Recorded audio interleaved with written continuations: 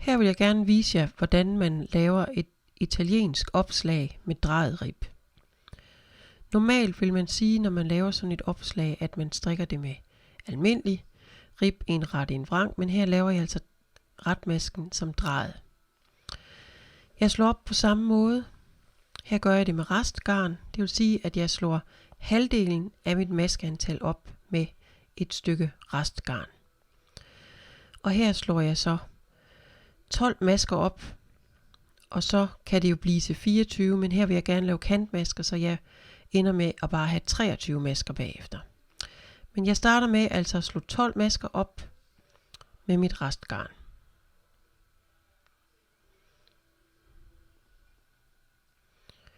Og så skal jeg så begynde at strikke.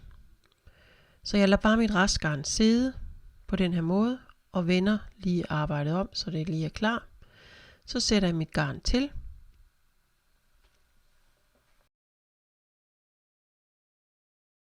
Og så begynder jeg at strikke. Og her strikker jeg så en ret, slå om, en ret, slå om, og det gentager jeg. En ret, slå om, en ret, slå om. På den måde så får jeg hele mit maskeantal. Jeg får lavet det, der så bliver den anden maske imellem, på den her måde, på en meget enkel måde, når man laver opslaget.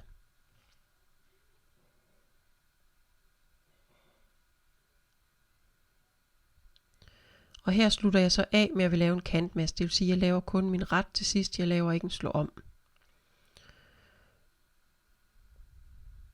Men man kan godt lave en slå om, hvis man vil det. Det bestemmer man egentlig selv. Nu skal jeg så strikke de første 4 pinde med opslaget. Og den første maske, som sidder her som kantmaske, strikker jeg drejet ret. Altså strikker bag i masken. Og så har jeg det opslag, den strikker jeg ret. Og så det, der så ligner vrangmasken, den tager jeg løs af med tråden foran arbejdet. Og retmasken, kan I se, den strikker jeg ind bag i masken.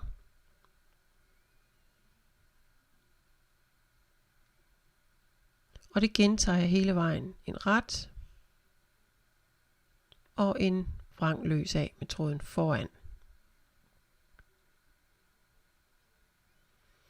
Og det her jeg så gør her, det er det jeg kalder den første pind.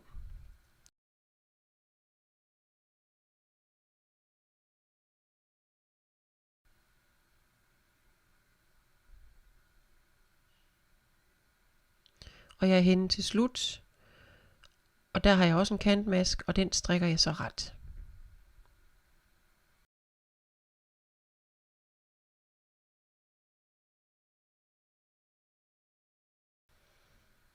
Så er jeg over på vrangsiden, og der har jeg min kantmaske, og på vrangsiden tager jeg den vrang løs af, også med tråden foran, og der strammer jeg så lige godt. Så har jeg det, der på vrangsiden ligner min vrangmaske, den tager jeg løs af med tråden foran, og så strikker jeg retmasken.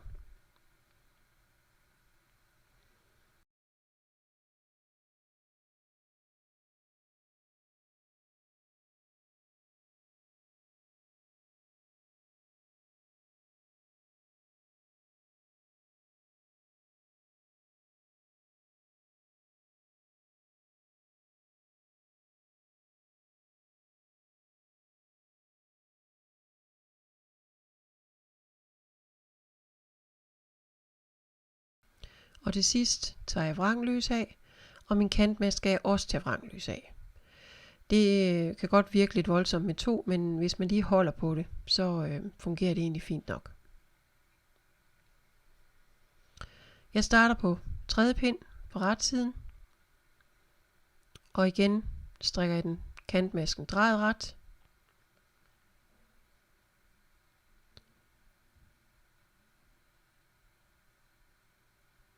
Så strikker jeg retmasken drejet ret, altså bag i masken. Og vrangmasken tages løs af. Så her tager jeg altså min drejet ret og får den strikket. Fordi det er jo den drejede rib, jeg gerne vil have som udtryk på den her på den her udgave af italiensk opslag.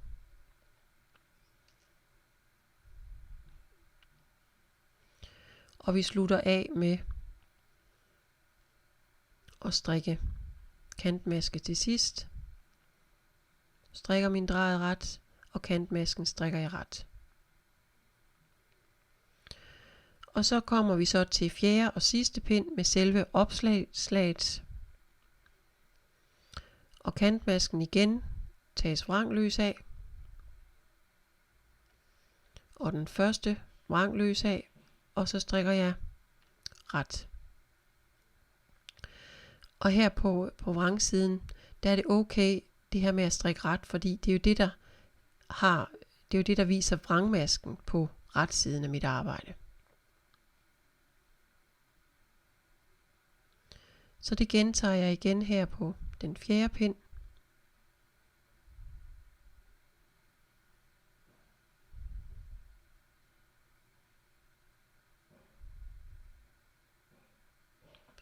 Og når jeg så lige er færdig med den vrangløs af, og kantmasken også vrangløs af, så har jeg ligesom lavet de 4 pinde, som danner starten på selve det italienske opslag. Og så skal jeg begynde at strikke almindelig rib. Og det vil sige, at min kantmaske stadigvæk drejet ret. Og det vil sige, at når jeg har min retmaske, strikkes den drejet ret, og min vrangmaske strikkes vrang. Så nu begynder jeg simpelthen at strikke, som maskerne ser ud.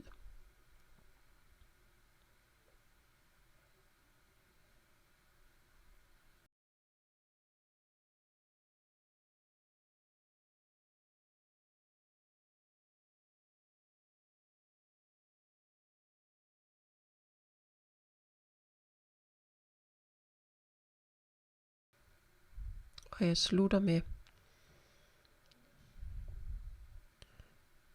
at strikke min kantmaske, og den strikker jeg ret.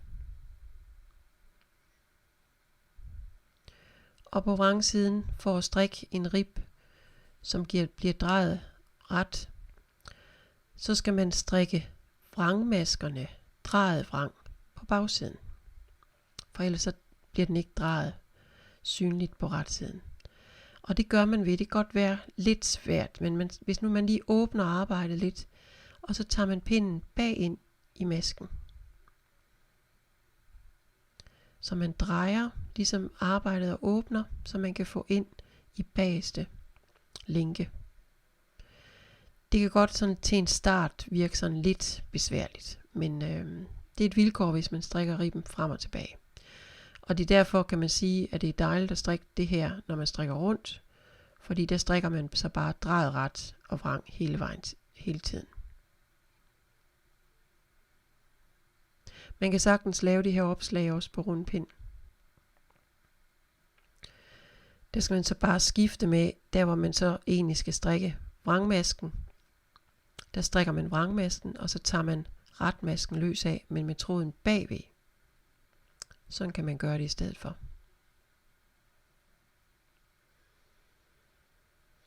Nu er jeg så egentlig fået klaret mit opslag, og er kommet ind i at strikke almindelig rib, eller den drejede rib, som skal laves her. Og I kan se mine kantmasker i siden, fordi at det er ligesom en åben kant, jeg prøver at lave her med, hvor jeg synes, det er flot at have kantmasker. Og så kan man sige, når man er klar på det, så kan man så pille det der restgarn op, som man har brugt til opslaget. Og jeg gør det, at jeg bruger simpelthen en pind, og så hiver jeg ellers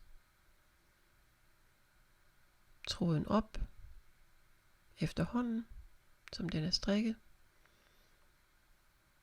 Og så får man så det der tilbage.